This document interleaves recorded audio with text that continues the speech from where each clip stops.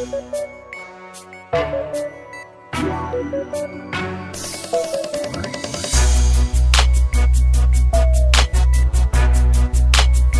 everyone, welcome to this brand new edition of The Take. I'm your host Kendrick Diggs for February 15th, 2018 on this Thursday edition of The Take. Brand new episode. Let's get started with the big story. Alright, the big story this week is, man, did you see that Omarosa, a former contestant on The Apprentice, a former aide in the White House, and some kind of title she was named in the Trump White House, well, she revealed this week a big, oh my God, a big stunning bombshell on national television.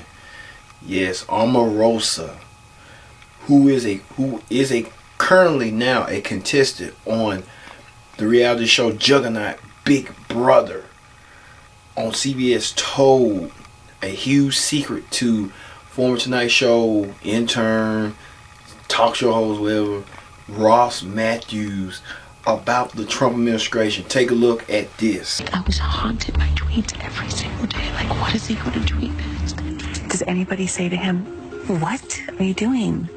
I mean, I tried to be that person, and then all of the people around him attacked me. You know, I'd like to say not my problem, but I can't say that because, like, it's bad. Should we be worried? Don't say that. Because we are worried, but I need you to say no, it's going to be okay. No, it's going to not be okay. It's not. And what a secret that is.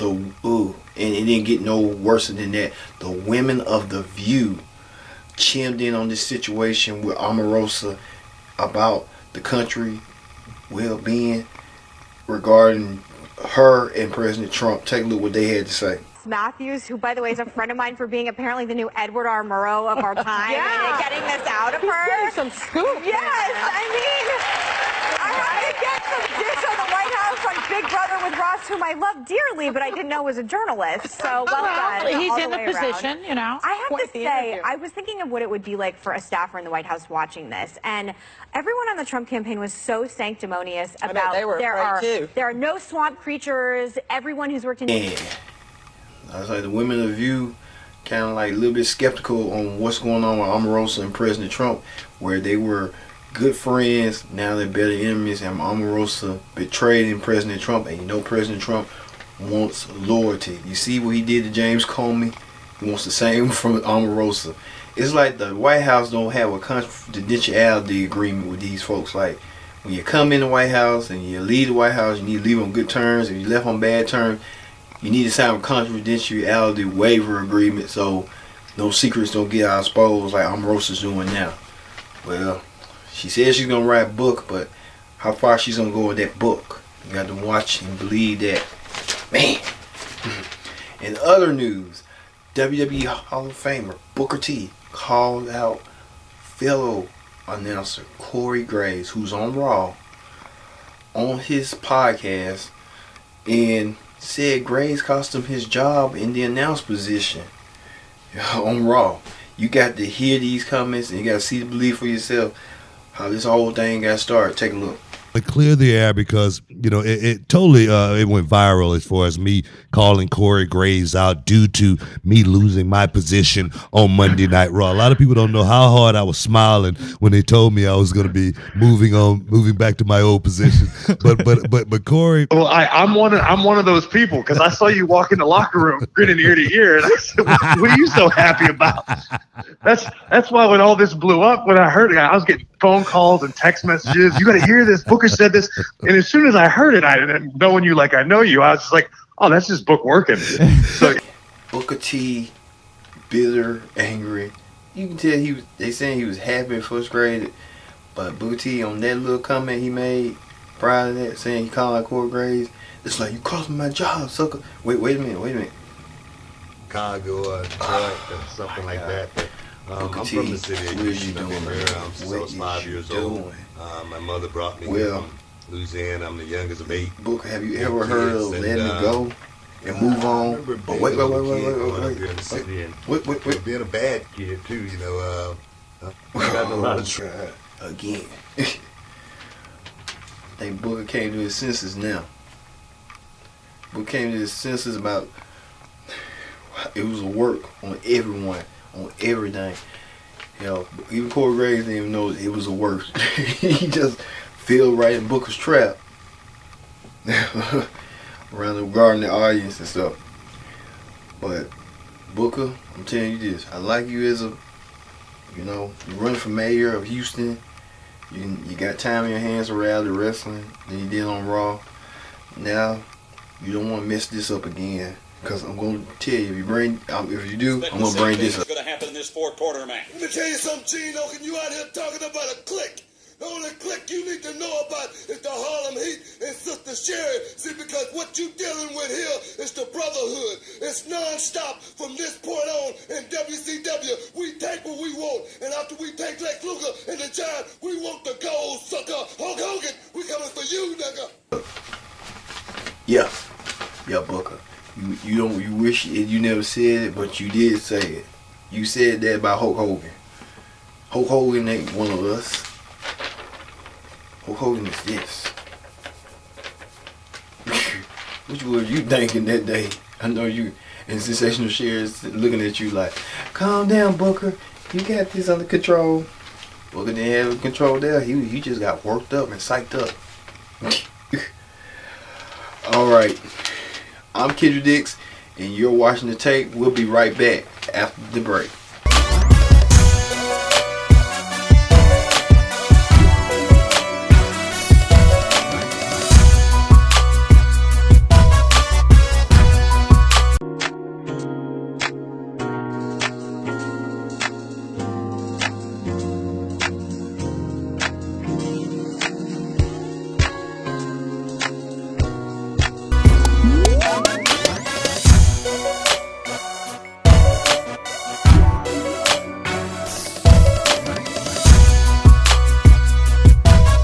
Welcome back to The Take. I'm your host, Kendra Dix. Once again, welcome back again to The Take.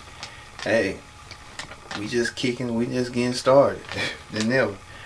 Well, since we got to do that Book T fiasco during the commercial break and stuff like that, man, it is. But let's move forward to in celebrity news. In celebrity news, Bruno Mars is lobbying to be in the Super Bowl for next year's Super Bowl event, which will emanate in Atlanta, GA. Now, Bruno Mars, not only though he wants to perform there, he wants to bring the people from the Atlanta music scene, infuse them into the Super Bowl. Man, can you think about, gotta move to the back of the instrument stuff and crossbow stuff. We the type of people in the crew.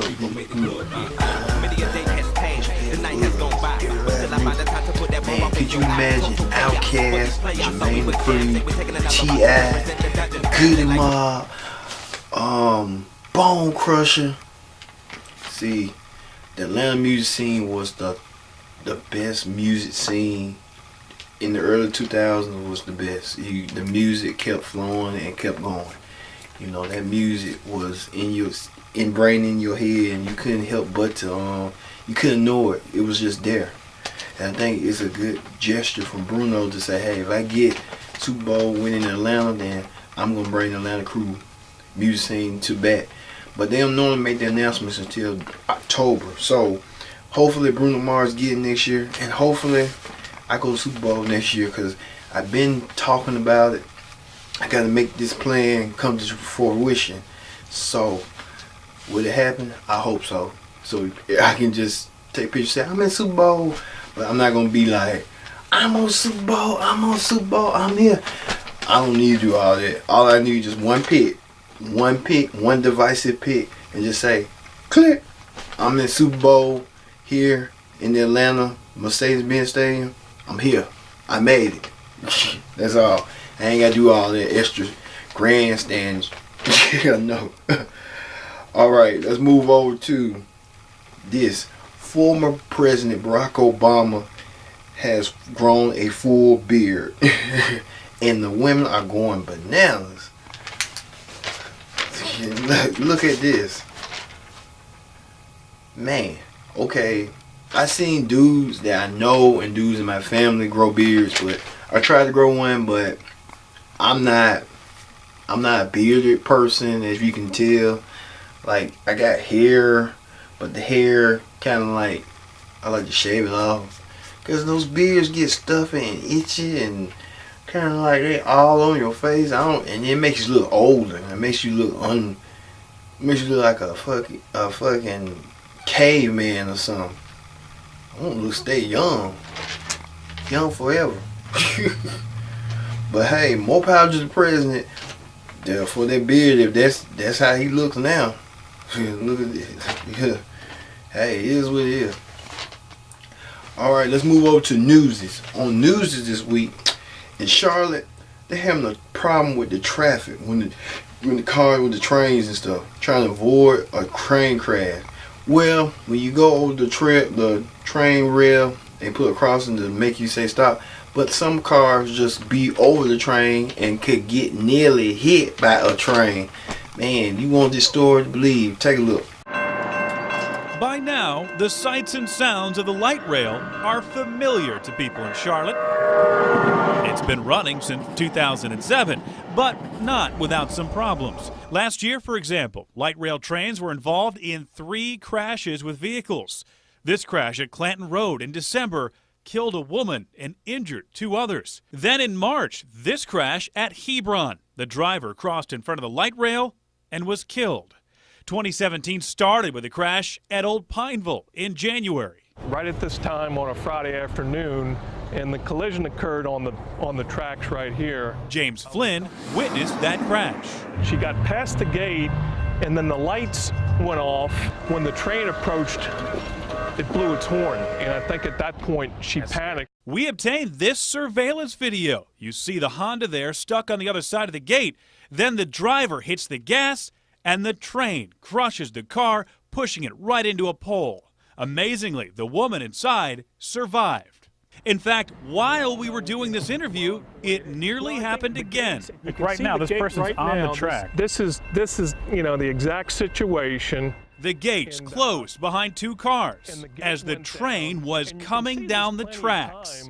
The train actually stopped. We confirmed that's what engineers are now trained to do. But during the course of our 20-minute interview, the same thing happened 2 more times. If you panic... There's like many cars are crossing the dangerous tracks to get to work or whatever place they got to go or other place. But some are taking that leap of faith to avoid those car crashes. Man, it's just like looking at this story. Some drivers are careless, thoughtless, and just don't care about their own safety. They just want to go to work and get there while they can.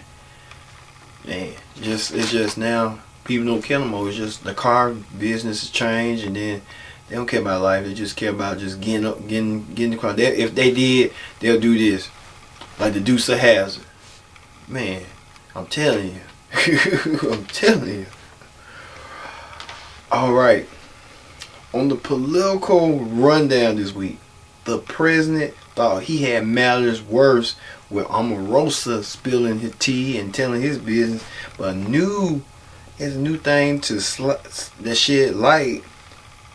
Rob Porter, a former aide to the president, who was also close to Chief of Staff Kelly, resigned from his post after he was accused of domestic violence, of beating up his 2 ex-wives.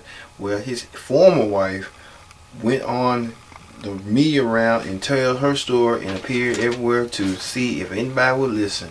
Watch. Do you think he's changed? I don't think he's changed. Does that worry you?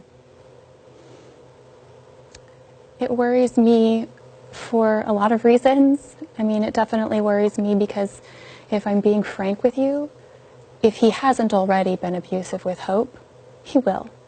And particularly now that he's under a lot of stress and scrutiny, that's that's when the behaviors come out. And if he hasn't already, he will. You think he has not gotten help, he can't stop at this point? I don't think that he has done the self-reflective work to acknowledge this issue.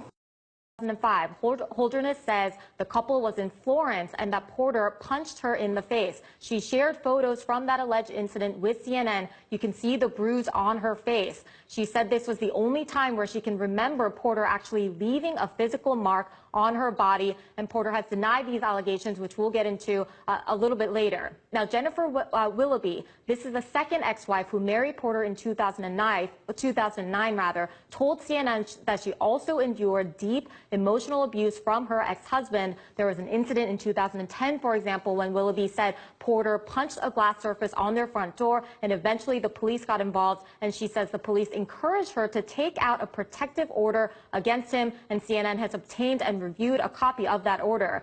And then in the December of 2010, Willoughby says that she and Porter had a fight, and she went to take a shower, and she tells me that he grabbed her from the shower by her shoulder, making her feel very frightened.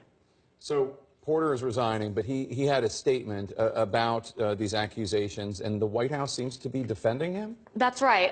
Well, first of all, Porter says that these allegations are simply false. Here's a statement that he released earlier today. Quote, "These outrageous allegations are simply false. I took the photos given to the media nearly 15 years ago, and the reality behind them is nowhere close to what is being described. I have been transparent and truthful about these vile claims, but I will not further engage publicly with a coordinated smear campaign." Now, I should note, Jake, that Holderness acknowledges that it was, in fact, Porter who took these photos of her bruised face. She says she made him take the photos in contrition, but she says she absolutely stands by her allegations. And in terms of the fallout at the White House right now, we are told that Porter resigned over the objections of White House Chief of Staff John Kelly. Now, Kelly said in a statement that Porter is, quote, "a man of true integrity and honor, and I can't say enough good things about him." And two things worth keeping in mind, Jake, too, as we learn more about the story, is that one, Porter is a top aide inside the White House who had consistent contact with President Trump himself.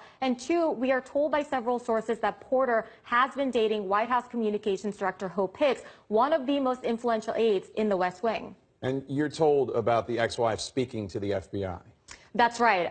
Both of the ex-wives actually tell me that they were interviewed by the FBI regarding Porter's security clearance, and both Holderness and Willoughby tell me that they were honest with the FBI when they were being interviewed about their troubled marriages to Porter, and basically shared with the FBI details of the abuses that they say they suffered from Porter. And notably, Jake, a source tells my colleague Jim Acosta that Porter ran into trouble obtaining a security clearance because one of his ex-wives raised the issue of domestic violence with the investigators. And just to underline this, that means that the White House knew about this because the FBI interviewed the ex-wives on.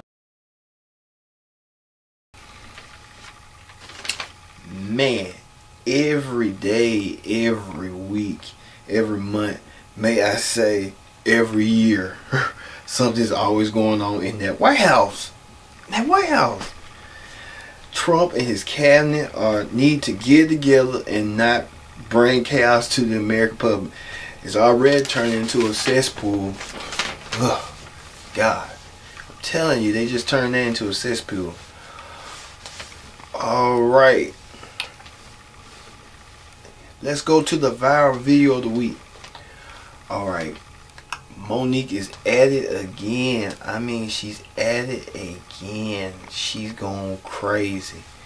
I'll tell you, Monique, one thing about Monique, she just goes right at it. But Monique had to ask the question about this.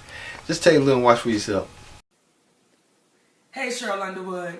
I got to talk to you this morning. I've been listening and watching and hearing everybody's opinion.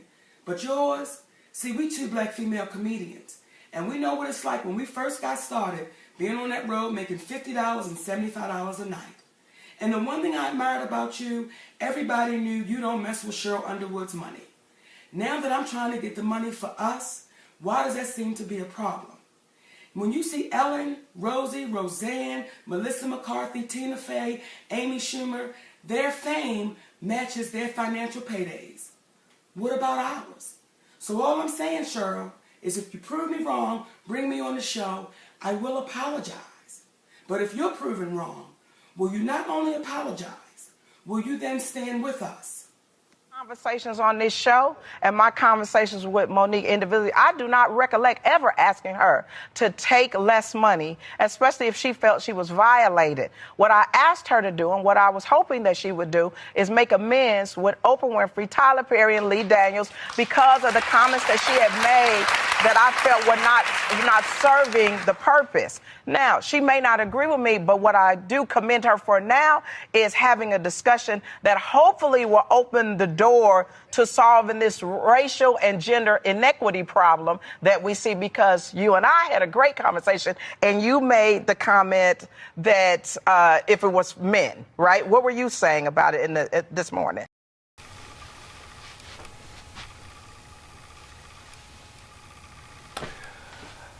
Yes, Monique is just a ticking time bomb. She's just still trying to beat it into people's head like, hey, Netflix screwed me. Y'all need to take my side or else. Well, Monique, what Sheryl Underwood trying to tell you is this is what she believes. And you can't just knock her and break her down because she get what you're saying, but then you still trying to go after her. See, one thing about Monique is if you start with Monique, she gonna want to finish it, and then you want to finish it, and nobody else can't put their terms together and this like that. It turns ugly and turns nasty. Alright. Well, that ends the take for this week. I hope to see you next week. And everyone, use the hashtag take. And plus, like our show. Subscribe to the Connect TV channel. You won't miss a thing. You won't miss this show right here, The Take. This is the #1 show on Thursday nights. You don't want to miss it. And support the Black History thing. You need to know about your history because your history is important. And everyone, you be informed, educated, and stay connected. For all. Well, that does it for The Take here on Connect TV. I'm Kendrick saying so long, and I'll see you next week.